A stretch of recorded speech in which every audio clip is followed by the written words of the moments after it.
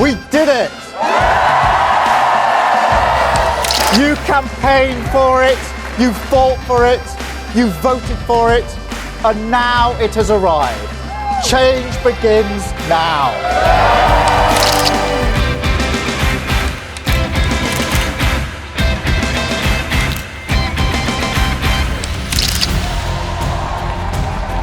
Keir Starmer is set to be the new Prime Minister of the UK. His Labour Party has secured a landslide victory that has ended 14 years of Conservative rule. In a historic shift, the Labour Party, under Starmer's leadership, has secured over 400 out of 652 seats in the House of Commons, capturing more than 50% of the vote and defeating Rishi Sunak's Conservative Party. This sweeping success signals a dramatic change in British politics, with voters turning towards Labour in a bid for fresh leadership and renewed direction. But who is Keir Starmer, the man at the helm of this historic win, and how did he manage to reincarnate the Labour Party that was all but alive just a few years back?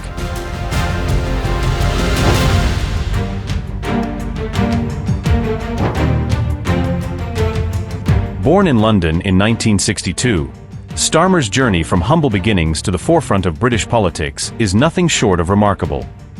His father was a toolmaker, and his mother a nurse. From these roots, Starmer climbed the ladder of success through sheer determination and intellect. Keir Starmer comes from what we in Britain would call a very ordinary background. His father was a toolmaker, did have his own business, but it wasn't particularly profitable. There wasn't a lot of money coming into the family, and that situation was made worse by the fact that very early on his mother contracted a very serious chronic illness, which meant she had to give up her position as a nurse. So while I don't think you could say he had a very deprived childhood, it was certainly a childhood that I think made him recognise that some people have it much worse than others. A human rights lawyer turned politician, Starmer was the first in his family to attend university, studying law at the University of Leeds and later at the University of Oxford. As a barrister, he took on high-profile cases against corporations like Shell and McDonald's, and even former Prime Minister Margaret Thatcher's mine closures. In 2008, Starmer's dedication to justice saw him being appointed as the Director of Public Prosecutions, overseeing the Crown Prosecution Service. His tenure was marked by significant cases and reforms, earning him knighthood in 2014 for his services to criminal justice. Ultimately, if you can use those skills, that knowledge, that experience within the system to protect them, it's much better than standing outside and railing at the system from the outside. You can probably achieve much more doing that. His transition into politics came in 2015, when he was elected as the Member of Parliament for Holborn and Street Pancras. Starmer quickly rose through the ranks, serving as the opposition immigration and Brexit minister, before taking the helm of the Labour Party in 2020 after Jeremy Corbyn's resignation. Under Starmer's leadership, the Labour Party has undergone a significant transformation. Keir Starmer always does what it takes to win. He takes a very staged approach, if you like, to politics. It was very clear when he stood in the leadership contest that he was going to have to make some promises to a quite left-wing Labour membership.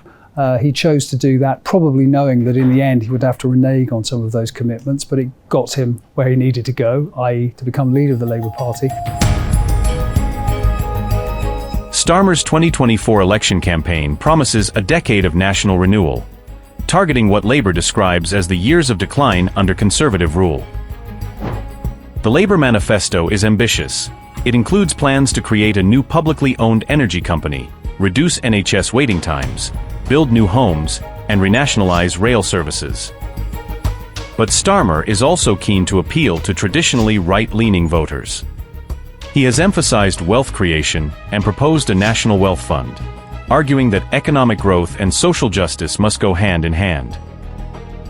What this manifesto represents is a credible long-term plan, a plan built on stable foundations with clear first steps, tough spending rules that will keep taxes and inflation low, NHS waiting times cut, with 40,000 extra appointments every week.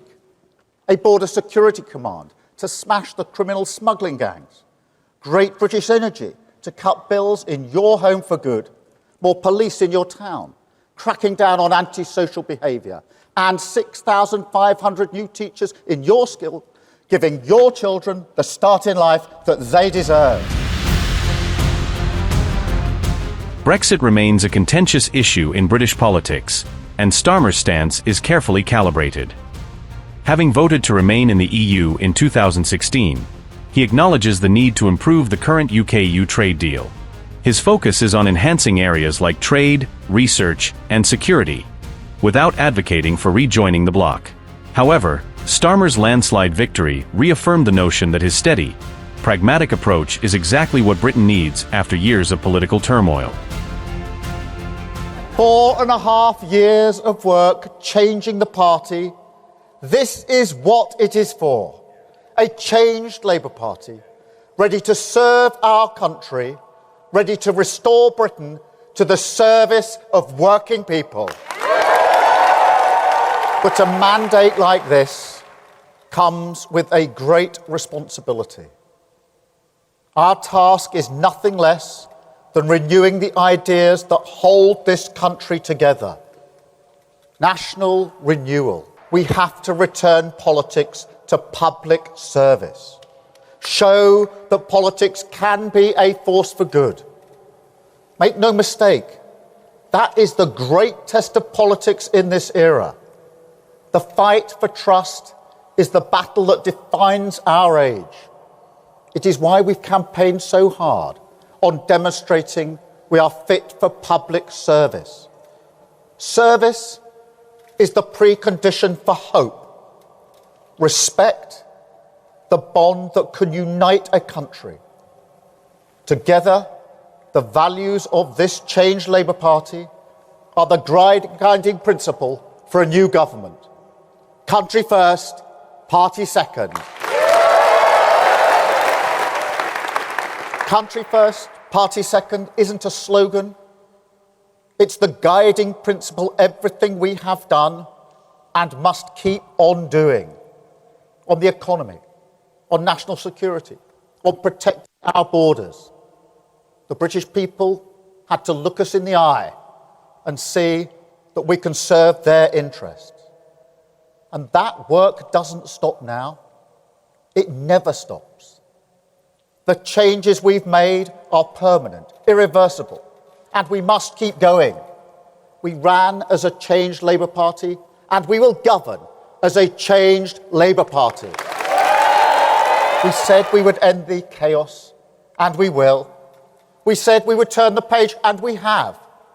Today we start the next chapter, begin the work of change, the mission of national renewal, and start to rebuild our country. Thank you.